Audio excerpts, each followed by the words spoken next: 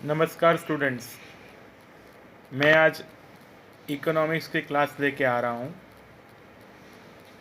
Chapter number 2 indicators of economic growth and economic development मैंने complete कर दिया। Plus आज नया चैप्टर मैं स्टार्ट कर रहा हूँ, chapter number 3 money and inflation. और इसके लिए मैं आपको बता रहा हूँ कि नोट और पेन लेके आप बैठ जाओगे और अच्छी तरीके से स्टडी करोगे। और दूसरी बात, स्टडी स्टार्ट करने से पहले हम एक प्रेयर, छोटी सी प्रेयर कर लेते हैं, बराबर, जिससे थोड़ा कंसंट्रेशन भी आ जाए और पढ़ाई में भी अच्छा रहे, बराबर। तो लेट्स स्टार्ट।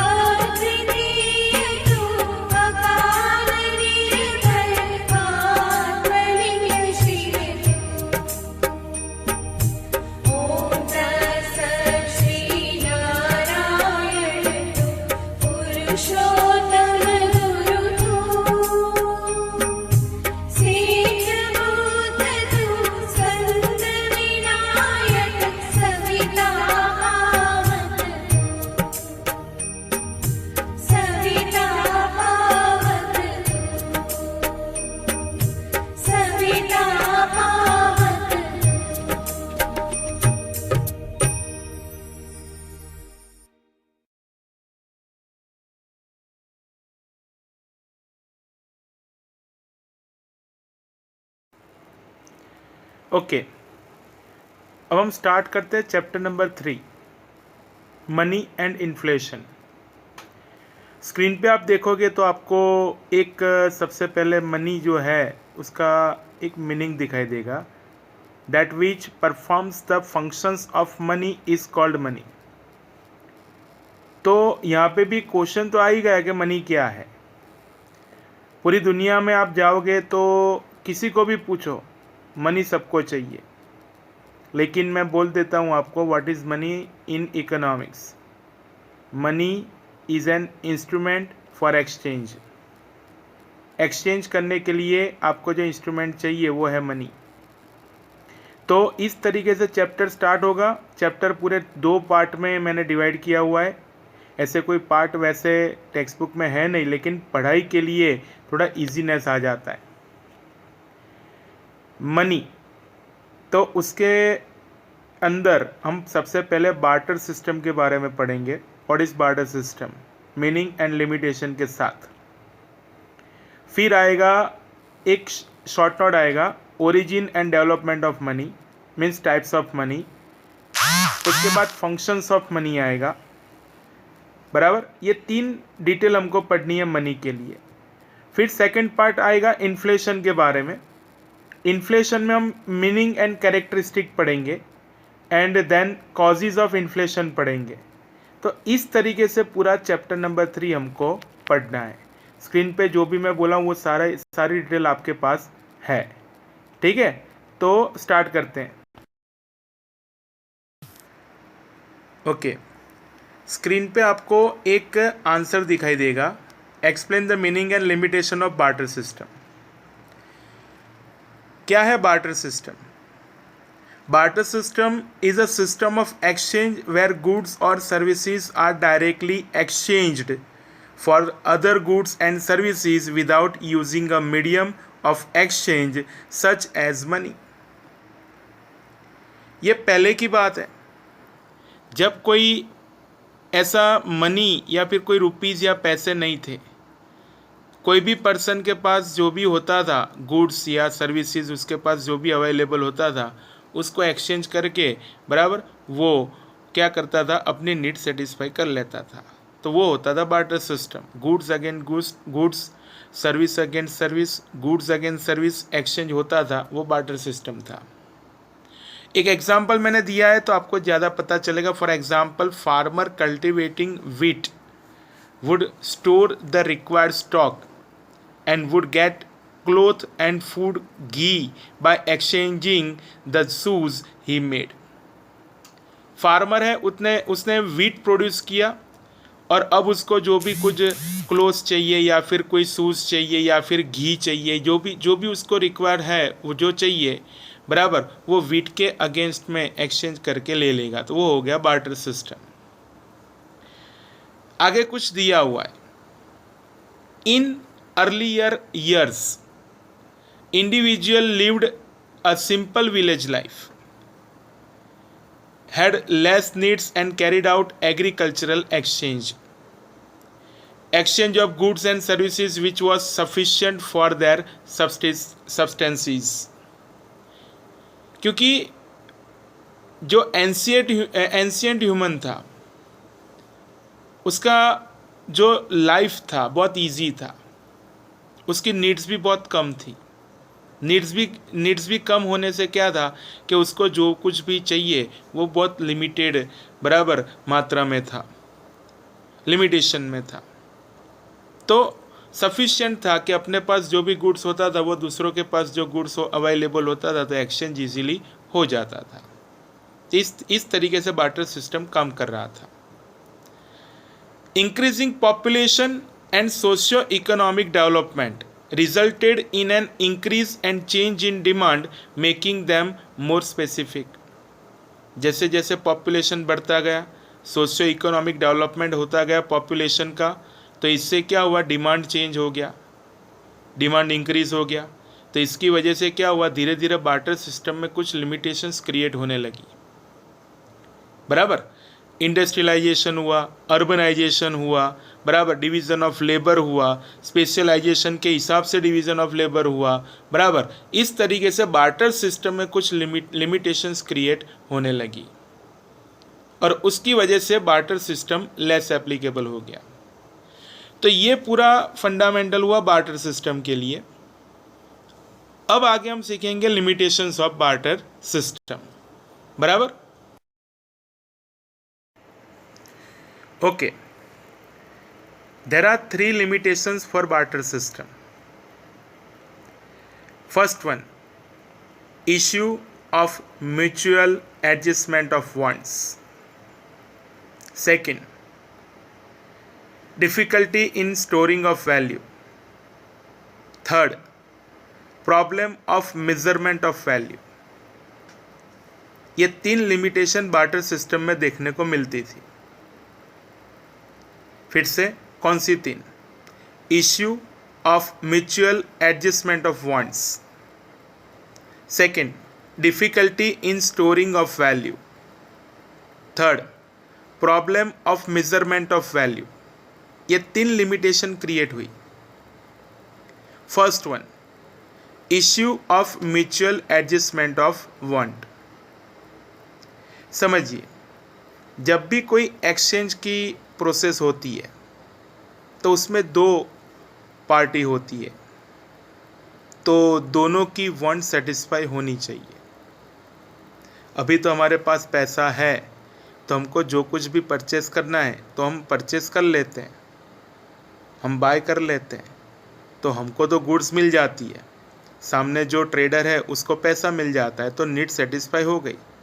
लेकिन जब बार्टर सिस्टम थी तो उसमें इतना इजीनेस नहीं था। मेरे कहने का मीनिंग ये है कि उसमें म्यूचुअल एडजस्टमेंट कभी नहीं हो पाता था। मैं पूरी डिटेल आपको एक्सप्लेन करूँ जो जिस तरीके से आपको स्क्रीन पर दिख रही है, तो उसमें आप देखिए स्क्रीन में कॉर्नर में एक आपको टेबल दिखेगा जिसमें person have a goods and require goods लिखा हुआ है। मैं ये आपको एक्सप्लेन कर दूँ तो आपको ये पूरा पॉइंट बहुत अच्छी तरीके से पता चल जाएगा। फार्मर, उसके पास वीट है और उसको चाहिए क्लोथ्स। वीवर, वीवर के पास क्लोथ्स है लेकिन उसको वीट नहीं चाहिए, उसको चेयर चाहिए। कारपेंटर, कारपेंटर के पास चेयर है तो उसको क्लोथ्स नहीं चाहिए, उसको शूज़ चाहिए।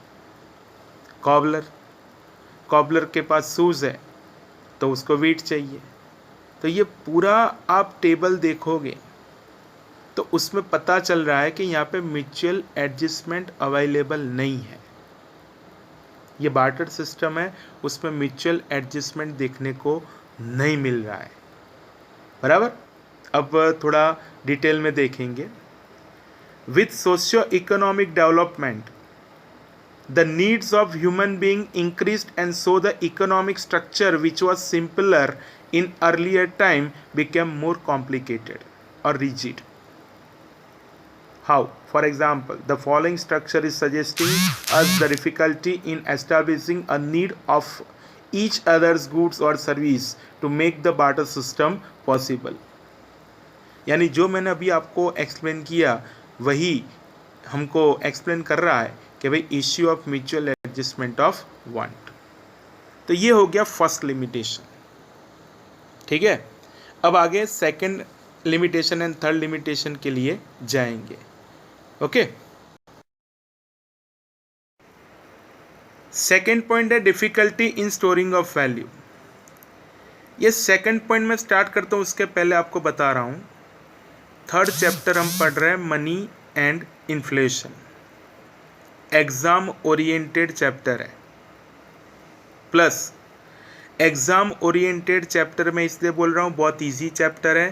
पूरा चैप्टर बोर्ड की एग्ज़ाम में आ गया है, एक भी क्वेश्चन इसका बाकी मत रखना, गारंटेड है। कोई भी लेवल का एग्ज़ाम है, थर्ड चैप्टर कंपलसरी लर्न करना है, ईच एंड एवरी सेक्शन में काम में लगेगा।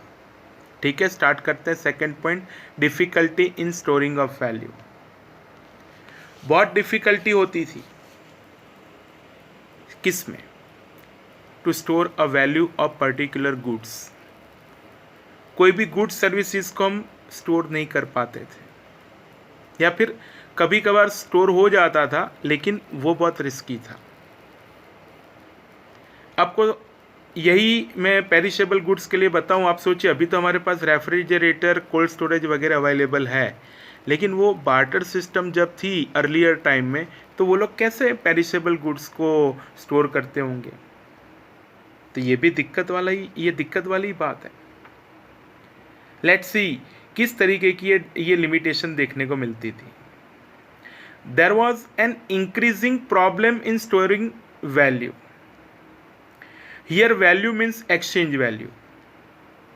For example, farmer may exchange wheat for pair of shoes or cloth, but when productivity rises and farmer produces more wheat, there arises a problem of strong surplus wheat. If wheat can be stored for a longer period of time, then a future date such stock of wheat can be exchanged for new pair of shoes or clothes or rice. But the question arises, how to store wheat, how to store rice, how to store particular kind of shoes? तो store नहीं हो पाता था। किस तरीके से goods को store करें, वो बहुत बड़ा क्वेश्चन था, प्रॉब्लम था, लिमिटेशन थी। प्रॉब्लम होता है तो लिमिटेशन क्रिएट होती है। Individual produced on large scale through one's own efforts, he or she had to exchange this produce instantly for other goods and services. It was otherwise difficult to store the surplus goods or store the exchange value of these goods. तो इस तरीके से ये second limitation arise हुई, that means store of particular goods value और service value. ठीक है, दो लिमिटेशन हो गई बराबर। Issue of mutual understanding, second difficulty in storing of value. अब आगे okay students, third limitation, problem of measurement of value. With the introduction of division of labor and specialization in an industry-driven economy, the issue of measuring the value of goods and services emerged. पूरी discussion करता हूँ उसके पहले मुझे एक thought आ रही है दिमाग में कि मैं डायरेक्ट यही बता दूँ आपको, पूरा पॉइंट ही आपको पता चल जाए। मेजरमेंट का प्रॉब्लम था, आज तो मनी इन्वेंट हो गया है तो मेजरमेंट का कोई बड़ा प्रॉब्लम नहीं है। जैसे सॉलिड गुड्स होती है तो किलोग्राम ग्राम अवेलेबल है, लिक्विड फॉर्मेट होता है तो लीटर मिलीलीटर अवेलेबल है, बराबर। डिस्टेंस होता है तो किलोमीटर होता है, बराबर। हाइट वेट होता है तो सबको पता है किलोग्राम होता है या फिर मीटर सेंटीमीटर होता है, बराबर, उस तरीके से। लेकिन जब बार्टर सिस्टम था तब ऐसा कोई वैल्यू नहीं था। म्यूचुअल अंडरस्टैंडिंग के हिसाब से वैल्यू डिसाइड किया जाता था। मैं क्या बोल रहा हूँ समझिए, याद रखना पड़ता था कि ये वैल्यू हमने डिसाइड किया है, बराबर। पर्टिकुलर काइंड ऑफ व्हीट के अगेंस्ट में पर्टिकुलर काइंड ऑफ राइस को आपको एक्सचेंज करना है तो फिर उसका एक्सचेंज वैल्यू याद रखना पड़ता था, और कभी एक्सचेंज करने में भी दिक्कत हो जाता था। आप समझिए, एक शेफर्ड और फार्मर, मैं एक एग्जांपल बता रहा हूँ। शेफर्ड और फार्मर के बीच में मान लीजिए बार्टर सिस्टम है और ये दोनों एक्सचेंज कर रहे हैं। शेफर्ड को वीट चाहिए और फार्मर के पास वीट अवेलेबल है। फार्मर बोल रहा है कि हाँ मैं तुझे वीट दे दूंगा, लेकिन एक्सचेंज में तू मुझे क्या देगा। तो इन लोगों ने डिसाइड किया कि भाई शेफर्ड है, उसके पास भेड़ बकरियाँ होती है, तो उसने बोला कि मेरे पास 5 गॉड्स अवेलेबल है तो मैं आपको 5 गॉड्स देता हूँ, उसके सामने आप मुझे वीट दे दीजिए। 5 गॉड्स के सामने मान लीजिए फार्मर ने 5 kg वीट दे दिया, बराबर। तब मान लीजिए शेफर्ड और फार्मर के बीच में एक एक्सचेंज वैल्यू डिसाइड हुआ, बराबर, कि 5 kg wheat is equal to 5 goods. अब किसी को 2.5 किलो यानी 2.5 kg वीट लेना है तो शेफर्ड कितनी गॉड्स देगा, ये क्वेश्चन हुआ ना। 2.5 तो नहीं दे सकता। मैं ये बोल रहा हूँ, मुझे पता है आपके दिमाग में ये आएगा कि सर वो गॉट है तो 2 गॉट और उसके साथ उसका जो बच्चा होगा वो दे देंगे। तो मैं आपको बता रहा हूँ कि इंसान ने अपने लिए, अपने फ़ायदे के लिए हाफ टिकट का सोचा है। एनिमल्स में हाफ टिकट होती नहीं है। पॉइंट्स में हम वापस आते हैं। मैंने ये एग्जांपल इसलिए बताया कि आपके दिमाग में ये पॉइंट पता चल जाए कि मेजरमेंट ऑफ वैल्यू, ऐसा कोई मेजरमेंट उस वक्त नहीं था, याद रखना पड़ता था। आप थर्ड एरो देखेंगे तो पता चलेगा, if 20 kg of wheat is equal to 40 kg of rice, 10 metre of textile and 1 kg ghee in a modern structure, the question of measurement arise as how much of textile can exchange for 1 kg ghee or how much of rice can exchange for 1 kg ghee. It became difficult to determine such measures and hence arose a need for a universality acceptable measuring rod. तो problem of measurement of value ये भी barter system की एक limitation बन गई। In short हमने limitation of barter system पढ़ लिया। इश्यू ऑफ म्यूचुअल अंडरस्टैंडिंग, बराबर, वो first limitation, then problem of store, then problem of measurement. ये 3 प्रॉब्लम बराबर बार्टर सिस्टम में देखने को मिले, बराबर। अब आगे जाएंगे। एक बहुत इजी आंसर मैं पढ़ाने जा रहा हूँ। एक शॉर्ट नोट है, origin and development of concept of money. पहले सुन लीजिए मैं क्या बोल रहा हूँ, बाद में आप पढ़ोगे तो भी आपको ये पूरी शॉर्ट नोट याद रह जाएगी। पहले कॉमोडिटी मनी था, मीन्स गुड्स मनी, क्योंकि पहले गुड्स यानी बार्टर सिस्टम अवेलेबल थी, इसलिए गुड्स सर्विस जो भी अवेलेबल होता था उसका एक्सचेंज किया जाता था। तो गुड्स मनी पहले था, गुड्स मनी यानी कॉमोडिटी मनी। फिर एनिमल मनी आया, यानी एनिमल का यूज होने लगा for exchange.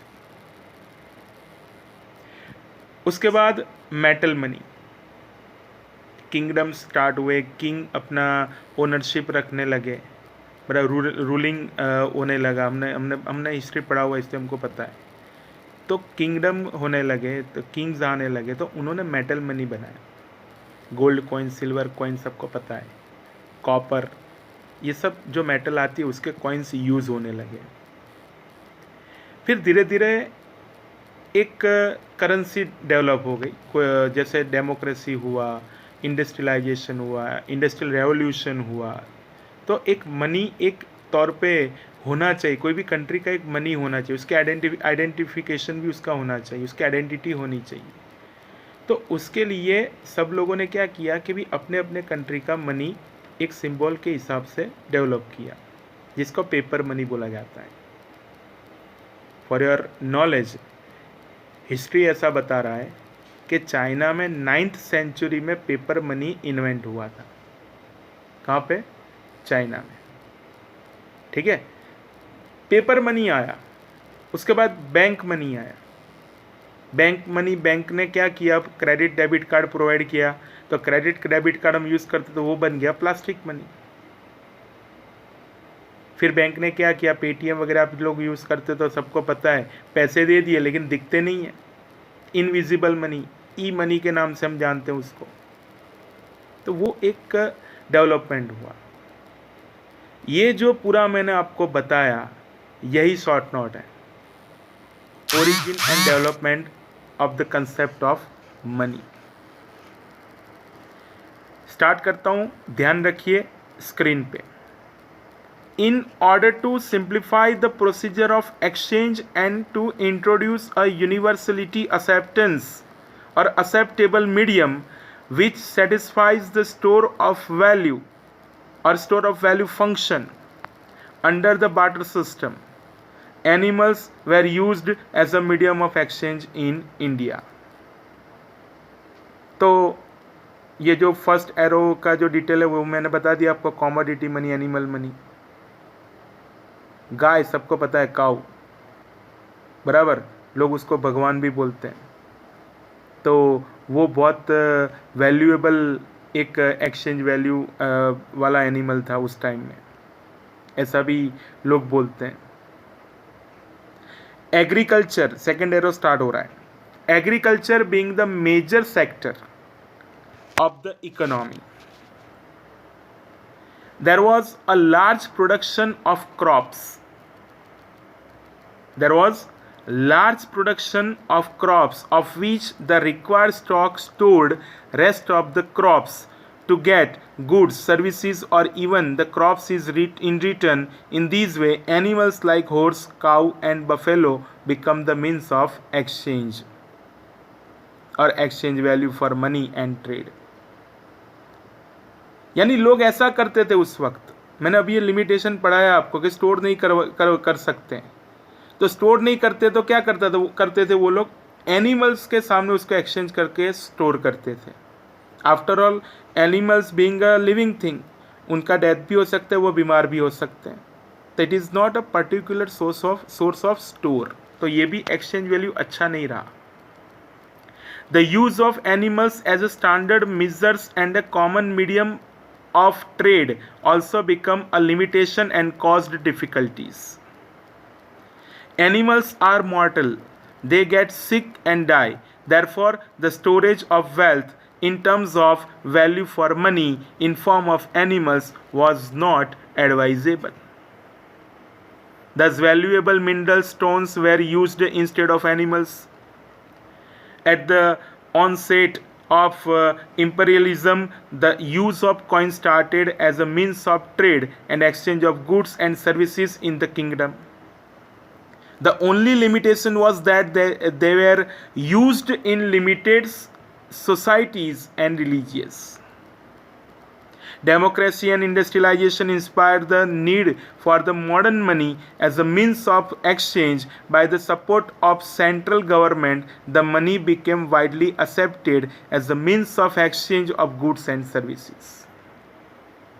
Money also succeeded in overcoming the limitation of storage of value for money.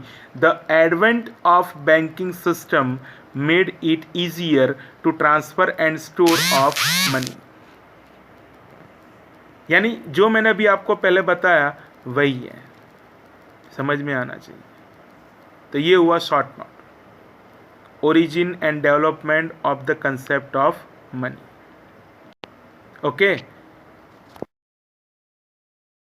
Okay, now today's last question, types of money.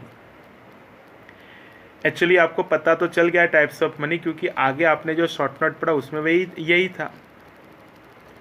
Barter system का limitation मैंने पढ़ाया, उसके बाद ओरिजिन ऑफ मनी, किस तरीके से मनी इन्वेंट हुआ, commodity money से पेपर मनी या फिर बैंकिंग मनी, ये सब.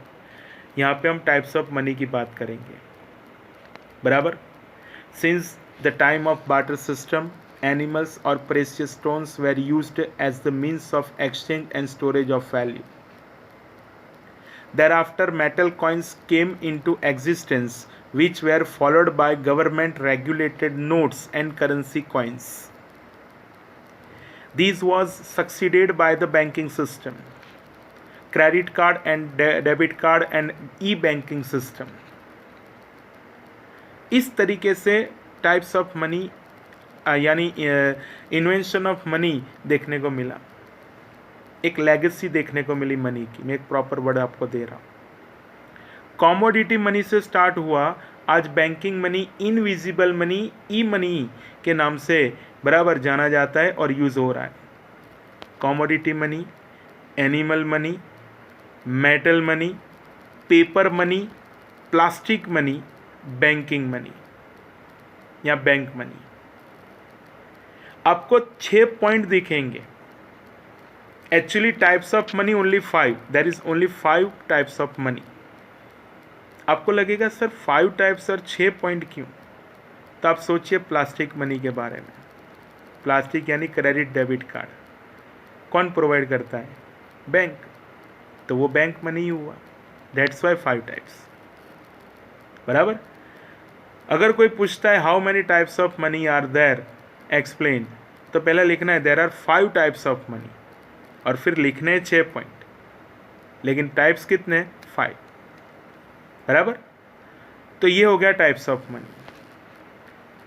तो आज इतना रखते हैं. होमवर्क की हैबिट है आपकी, मेरे पास पढ़ते हो इसलिए. लिमिटेशन ऑफ बार्टर सिस्टम का पूरा क्वेश्चन आप लिखोगे और अच्छी प्रिपरेशन करोगे. चैप्टर नंबर 2 कंप्लीट कर दिया है, भूलना मत, वो भी आप लर्न कर दो. जो भी न्यूमेरिक वैल्यूज़ वाले आंसर है वो डेली लर्न करते रहना, बराबर. तो बाकी नेक्स्ट लेक्चर जो आएगा उसमें हम आगे जाएंगे. तब तक जैसी